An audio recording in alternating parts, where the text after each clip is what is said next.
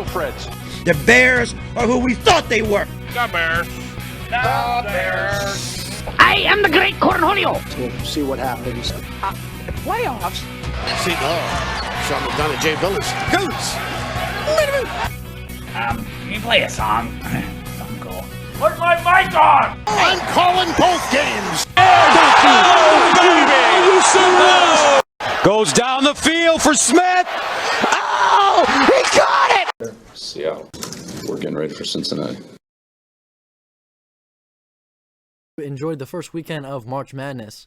There were a few conferences that did enjoy the first weekend of March Madness. A few conferences that said, hey, we're not as bad as you thought we were.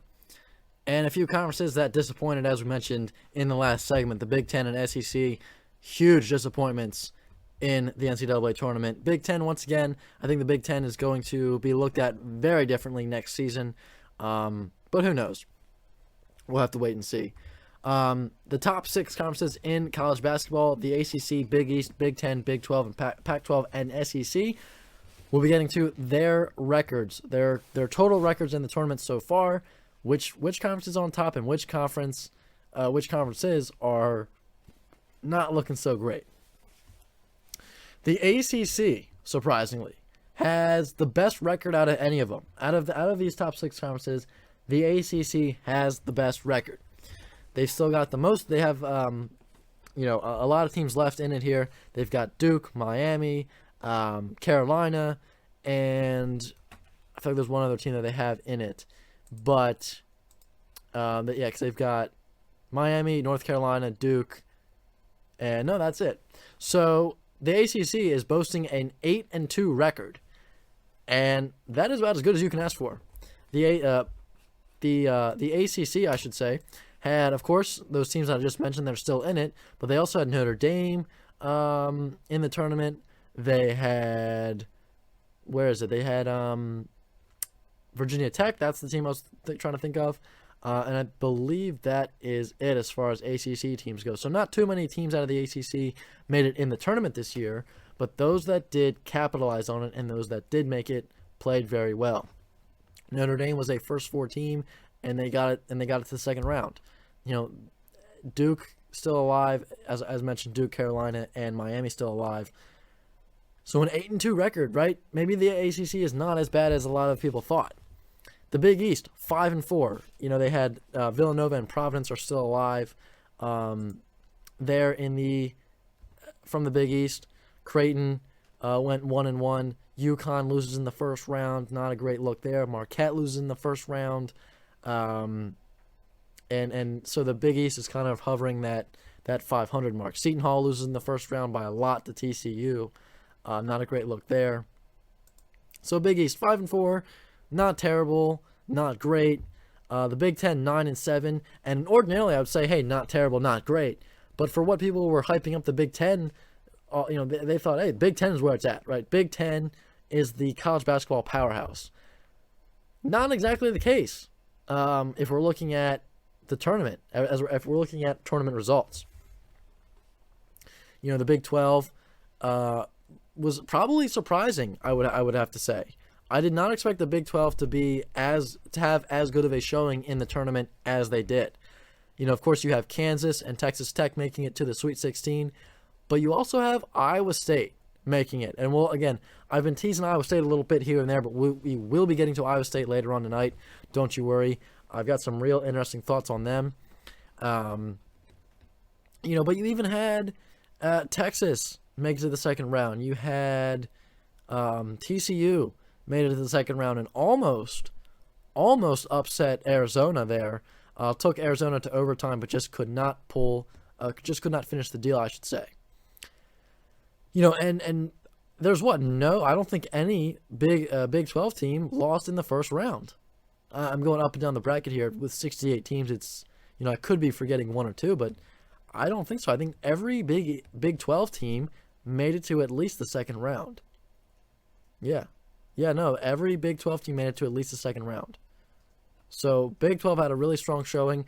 Their record right now, their tournament record 9-3, that's real good. The Pac-12, they have a 5-1 record. Sure, that's really good, but they only had 3 teams in it anyway. They had Arizona, UCLA, and USC. Two of those teams are still in it, Arizona and UCLA. And wait a 5-1 record. That can't be right. That can't be right. 5-1, right? Because UCLA and Arizona both won games, 2-2. That's 4, and USC lost in the first round, so they're 4-1. I don't know what, right?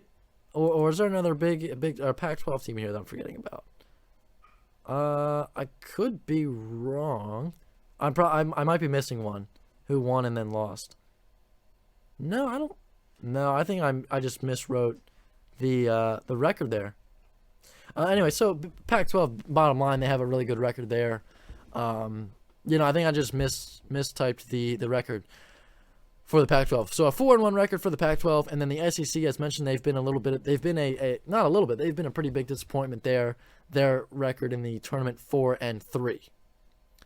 So, as mentioned, the double-digit seeds, kind of a bigger deal, right? If you look at the tournament, you've got St. Peter's, Iowa State, Miami, and there's one more double-digit seed, isn't there? Michigan. All make the Sweet 16. Pretty incredible, pretty remarkable, if you ask me. And so that made me wonder how many lower seeded teams beat the higher seed. How many teams would have pulled off the quote unquote upset?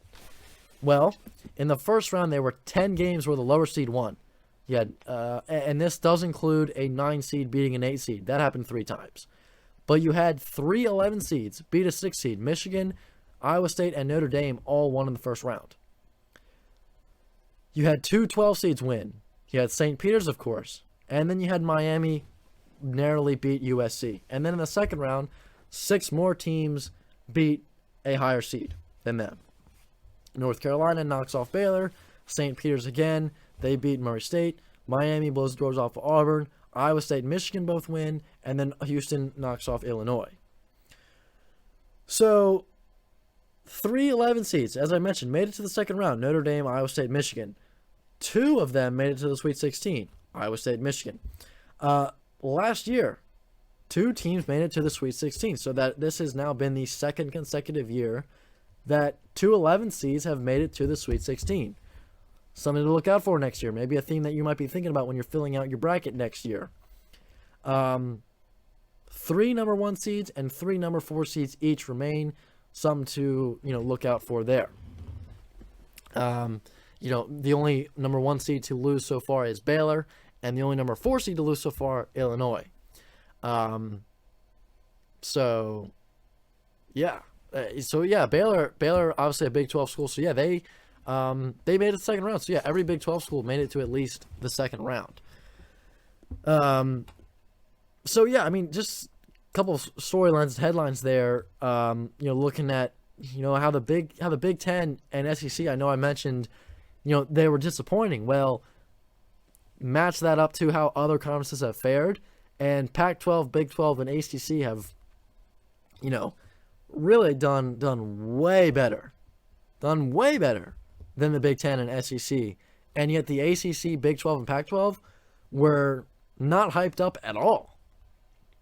The Big 10 and SEC were just, shoved down our throats going into the tournament. And they stunk. They stunk a lot. They were bad. Like, bad doesn't even describe it. They were just the bigger disappointments in the tournament, without a doubt.